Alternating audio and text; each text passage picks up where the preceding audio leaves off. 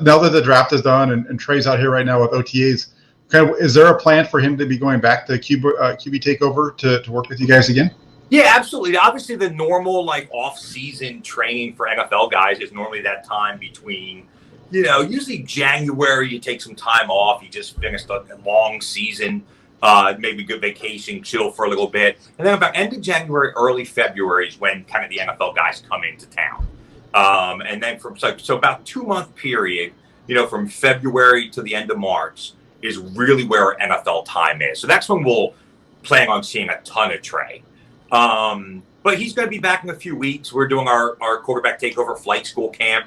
So he's going to make a little guest appearance there and kind of serve as a counselor and get to interact with a lot of our college QBs and with, our young campers that are coming out, kind of the next generation. So we'll get a couple days and spend some time working with them there, over that weekend. But at this point, basically he's a 49er and whatever the team needs him to do is where his focus is. Obviously, we're just here to kind of support, via phone call or FaceTime, and we've been talking to Trey quite a bit, probably every other day here. I was texting with him earlier today and just kind of, how's it going, things like that. But more of a support role for us now. We'll find out when his bye week is, if he feels like there's something he's got to hone in a little bit, it wouldn't be out of whatever. It wouldn't be completely strange if he decided to come into town for a couple days, if he felt like he needed to work on something. But no, I'm planning on seeing him in a few weeks, and then we'll just be rooting for him all year long, and then in the off season we plan on seeing him again. Now, do you get film of him? Is it odd for a professional quarterback to send you guys film maybe throughout the season and say, hey, will you take a look at this and let me know what's going on? I feel like I'm off, or I feel like I'm missing something. Does that happen? Yeah, so we have access to all the guys that we train, kind of all their team's film. Quincy does way more of the NFL film breakdown work than I would. Right. And a lot of it comes from just the years he's been with Deshaun. So him and Deshaun have relationship where, he was flying out to Houston every Sunday, being there with Deshaun immediately after the game, and then spending all day Monday, which is normally the NFL off day, with Deshaun going through the film, right? So that's kind of over the last 3 or 4 years, that's the way that relationship worked. We'll figure out with Trey what he kind of needs, and we'll make sure we're there to support him.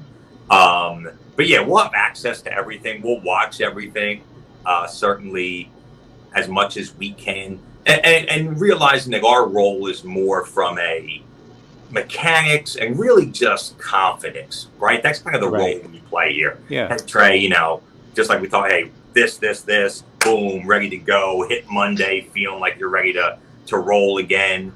And really even at the college level, but at this point, the scheme and, the specific, what he's looking at, how he's reading, that's not our role. And that's completely the role of, Scangarello there and obviously Kyle, right? So we want to make sure that he's not getting mixed messages there. All scheme stuff is going to come from the 49ers. And then if he needs a little thing about his footwork or his elbow or whatever, we'll make sure we're in his ear and trying to help him there. Well, how do you, so that's actually an interesting point. So how do you avoid stepping on the toes of the QB coach? So in this case, it's Scangarello. What is it that Scangarello as a team QB coach brings to the table versus a personal QB coach? And how do you make sure that you guys are in sync in getting a quarterback ready to go mechanically and through the rest of that? Well, first of all, I think it's just it's kind of staying in your lane a little bit. So really, like I said earlier, where we're going to focus on things that we think will help Trey's development is really from that February to end of March standpoint, right? The times where he's away from the team, and because he has to be, right, with the way the NFL rules are, it's like he can't work with his coach. Quite honestly, he could be with Rich 12 months out of the year, for his unlimited time, and he could focus on all this mechanical stuff. That's where he should be, right? There's a reason Coach Scangarello has had the career he's had. Right.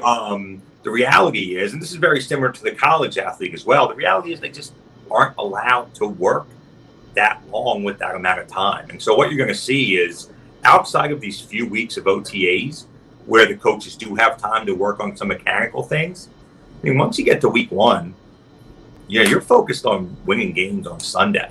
You've got very limited reps and very limited time. And, if you're the starter, you're obviously getting a few more reps than the backup. And, if you're on the practice squad, you're not getting anything. And so the quarterbacks then are left to kind of do a lot on their own.